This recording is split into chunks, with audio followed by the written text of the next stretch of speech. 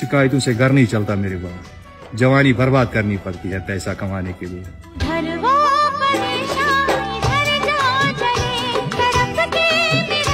তো hi guys, welcome back my YouTube channel.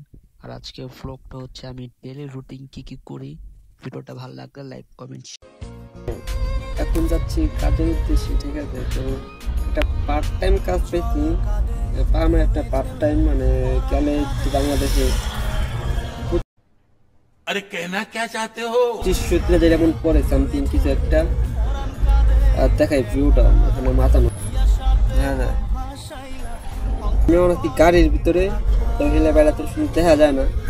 যাই হোক, ফ্যাক্টরিতে একটা কাজ আসছে, ছোটো কাজ, তো ফ্যাক্টরিতে কাজটা করি। আর পুরো ভিডিওটা ভালো লাগলে অবশ্যই লাইক কমেন্ট শেয়ার করে যাবে।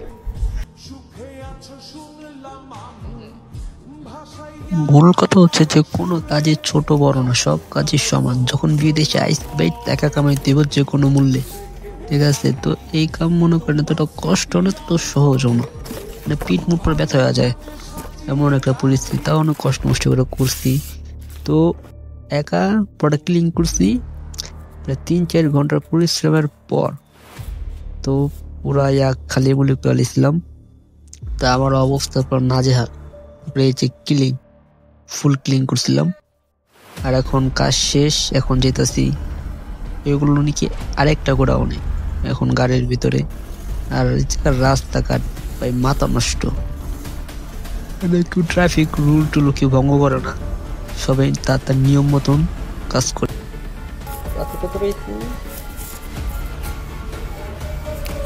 50। ওকে, 50 ধরেন 50, আর এখানে হচ্ছে 5। আজকে ইনকাম হয়েছে 55, আর কালকে ইনকাম হয়েছিল কত 80, এমন মানে প্রায় বাংলাদেশের 4,000 টাকা সমান 2 দিনে। আর এটা হয়েছে আমার পার্ট টাইম জব, আর ফুল টাইম জব হয়েছে অফিসে, ঠিক আছে। তো এই থাকার থেকে বাংলাদেশে 2-3 হাজার চা পাই, এই